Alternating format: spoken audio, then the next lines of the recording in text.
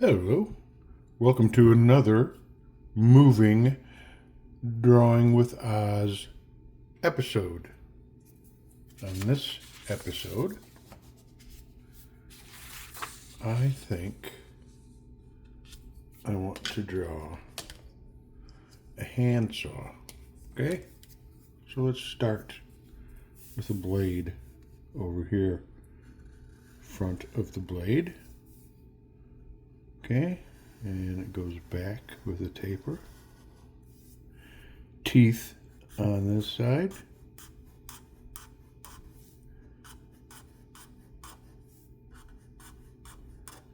And then the teeth will terminate at the handle. So we're going to go like this. Getting all that. A lot of shapes here. A lot of shapes. But it's just your basic saw handle. A couple of rivets holding the blade on.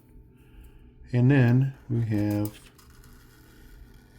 the oval for the hole in the handle where you put your hand. And there you have a handsaw. Thank you for joining me. Till next time, goodbye.